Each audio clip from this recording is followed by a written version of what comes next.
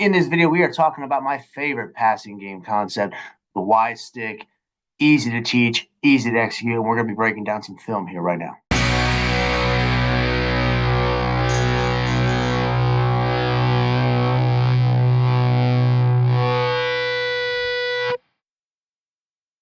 Hey everybody, it's Coach Ross with Coach Ross Football. Welcome back to the channel. If you've never been to this channel before, welcome to the channel. This channel is all dedicated to the spread offense, primarily through the air raid offense. We talk about anything and everything that revolves around the offense to get you to become a better coach, a better offensive mind. So if that is something you are interested in, make sure you subscribe to the channel. Also, if this video helps you out, make sure you give it a like and share this video out to any other coaches who might need the help. This is also a concept that I truly believe can be taught at all levels. In fact, I'm living proof of that because I was able to teach it and be very, very successful in the middle school level, teaching the Y stick to 12 through 14-year-olds, as well as the high school level now, teaching the Y stick. It's a great concept that can be instituted into a multitude of offenses, whether you're talking about the air raid, you're talking about the wing tee, doesn't matter. This concept can be brought into a bunch of different offenses, and it's one of those really, really reliable passing game concepts that I truly believe that you need to have in your playbook to be successful. Like I brought up in the intro, we are talking about my all-time favorite passing concept. This is one of the number one things that I installed into my offense on day one or even day two, and that is the Y stick concept. I think it's the easiest concept to teach. It's the easiest concept for your players to grasp, and it's one of those plays that you can heavily, heavily rely on. Now, I've broken down a bunch of videos about the Y stick concept. I talked about a bunch, and all those videos are linked down in the description. So if those videos you want to check out, make sure you click on a link and check those videos out. Every single one details stick in a different way. So make sure you check those videos out. When we're talking about the Y stick concept, it is not, in my opinion, a home run ball. It's not a home run play. It's one of those plays I simply like to call a chain mover. It's one of those plays that's going to find open space. It's designed to do so, and then take advantage of the space and put your best athletes in that space to gain yards, catch the ball in the open field, and potentially make a big play out of a small catch. But again, it's not designed to be that over the top, huge play action pass where you are taking and throwing and blowing the top off the defense. It is one of those plays that is going to consistently gain positive yardage and keep the chains moving because, again, at the end of the day, as offensive coaches, all we want to do is stay in front of the chains, not get behind them, and stay on schedule. So the way I teach it with four basic components that make up the stick concept. Number one is the pre-snap read. Quarterback has a pre-snap read so where we can throw the ball over the top. He's typically on the outside. We have verticals called. So if we see a matchup that we can throw over the top to one of our outside receivers and take advantage of a weak corner, quarterback has the freedom to do that, but he pre-snaps that and makes that decision pre-snap before the ball is even snapped. Second component we teach obviously still deals with the quarterback, and that is after he has decided he is not going to throw the over-the-top shot. He is now going to make his reads based on the player that he's going to read, which is typically an overhang or a safety that is lined up either head up or out or inside of our slot receiver, typically the receiver that's going to run that stick route. He's going to read that defender, and that defender is always going to be wrong. Again, the rule we have simply is if that defender goes out and chases the swing, then we throw in on the stick, and if he stays in with the stick, then we throw out to the swing or the flat route for the 3-by-1. Third component you need to teach is the wide receivers. I just teach you where we are an inside foot up type of team. There's no particular reason for that. It's more comfortable for the receivers to have that inside foot up. But the number one thing you need to be teaching with your receivers, especially with this concept, and that includes the running backs, is to find open space. Where is the open space? So you're going to have drills like settle and noose. You're going to have the stick drill that I've talked about in previous videos.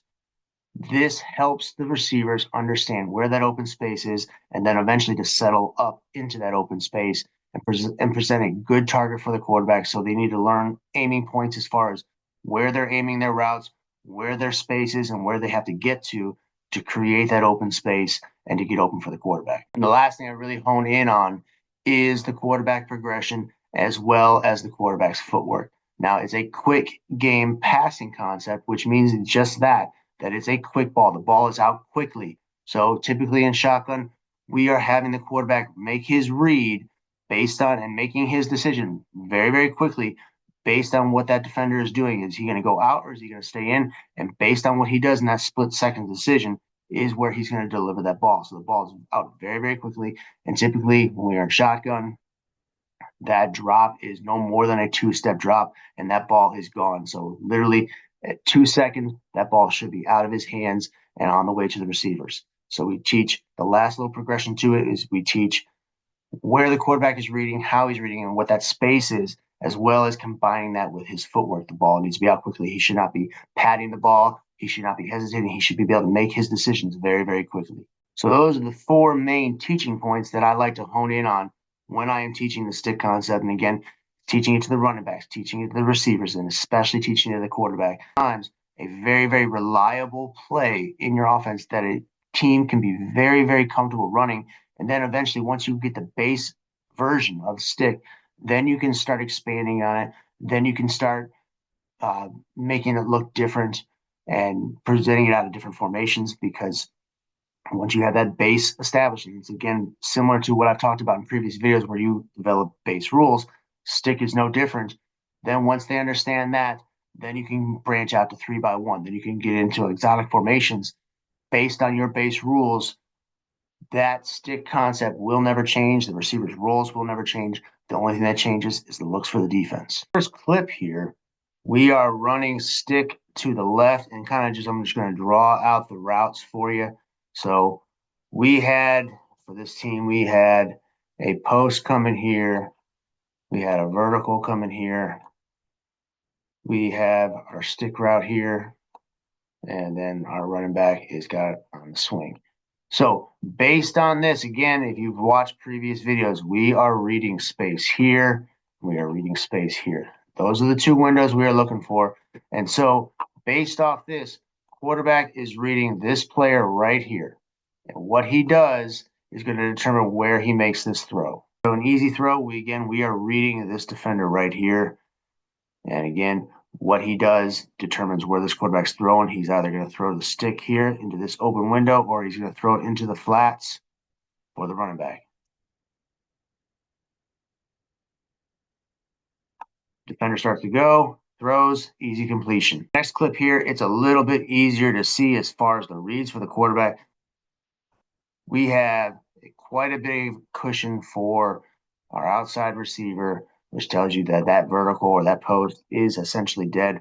So now quarterback knows that he now needs to read this defender right here to make his read, and either he's thrown to the back or he's thrown into space. Now this clip right here is a little bit of an example of quarterback maybe throwing the ball a little too fast. He could have let this defender commit a little bit more to where he decides to do, and then throw in behind him. So the quarterback does throw the ball to the running back in this particular play, and it doesn't go for that big of a gain. It is a completion, but if he waits just a split second longer, that player commits and takes off towards the running back, and there's a lot of space where this defender vacates. So this is one where it's got to be a quick decision, yes, but if he sees that player committing, then he can just hold the ball for a split second longer and allow him to clear that space and then throw the stick in behind it.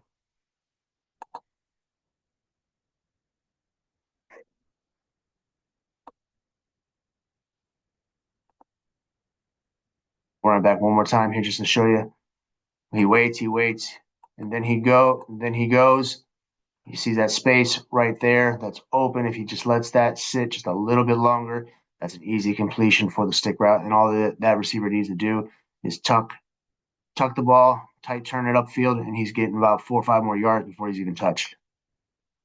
Here again, we are running stick to our left side here, trying to read this defender because we're given open reads. Now you can see they are crowding the line of scrimmage. So this is one of those plays where potentially when we talk about receiver is simply one missed tackle away from a big play.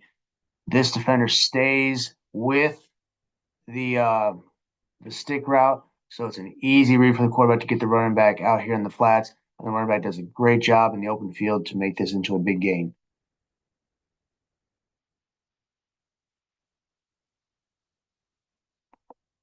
We're actually going to take this back because, as you can see, this defender here doesn't even go with the post route. He just bails out into his coverage over here, almost essentially like a cover three here.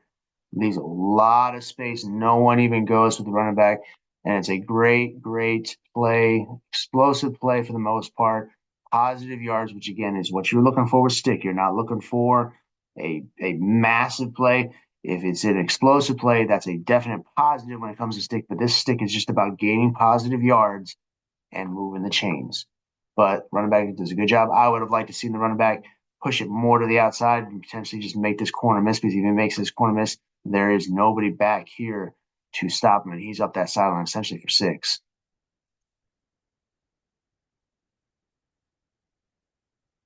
As you can see, look at all this space right now. The quarterback's reading that space because he sees this defender. The quarterback's eyes are in this defender. He's staying put, watching the stick route, watching that slot receiver.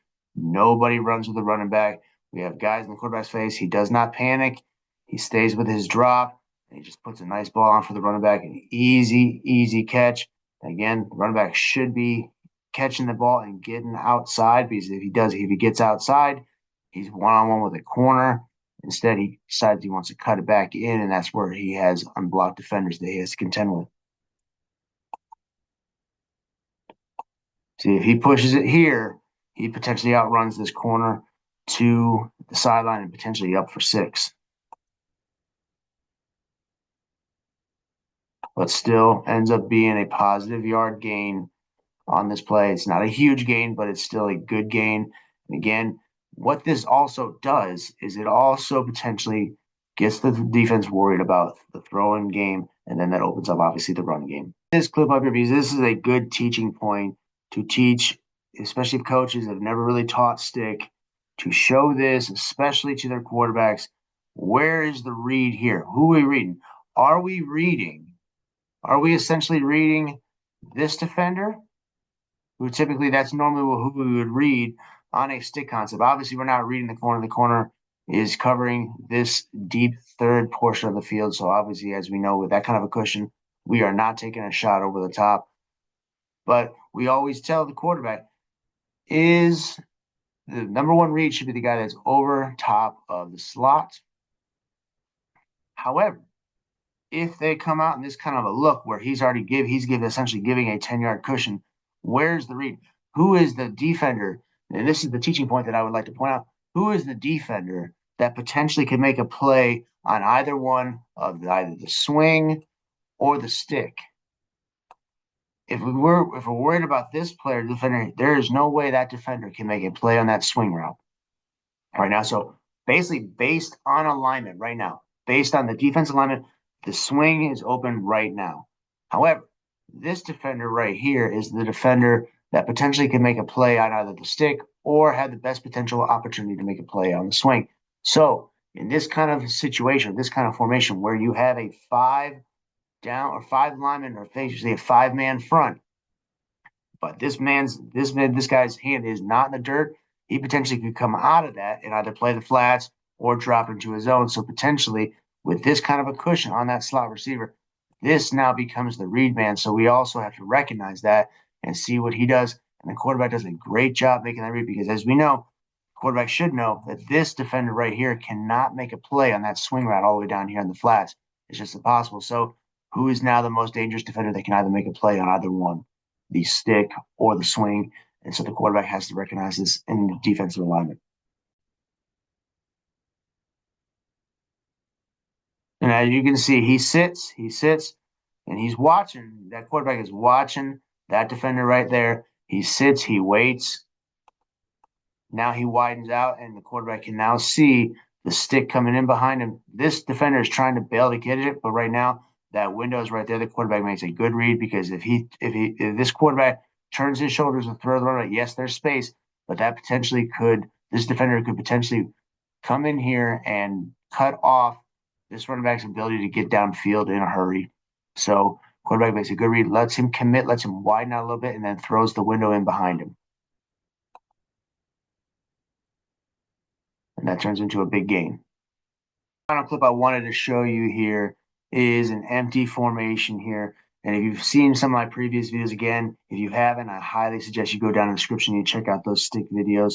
But if you have seen them, then you know that in a 3x1, the typical route selection here for stick is a vertical here on the outside, or we can even run a post if we wanted to.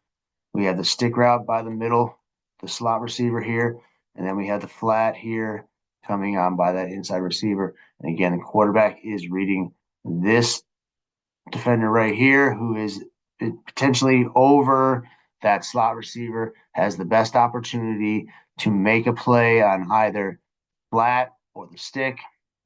So we are reading that defender right there. That's how we typically run this out of a 3x1. Backside, I mean, we can cover it. I mean, we can run slants on this if you want, some sort of double slants, hitches, whatever you want on the backside. But again, this is the focus right here. We are running stick to this wide side of the field here. Again, reading this defender, making him wrong. Bad snap, as you can see. Quarterback makes a good decision, good recovery, makes a good play, good throw, and it's a nice little game. We're going to run it back one more time.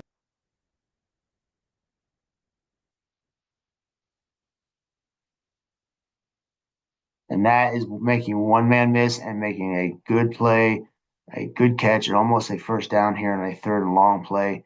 So now we have a fourth and manageable. This is manageable. This is a late in the game kind of process.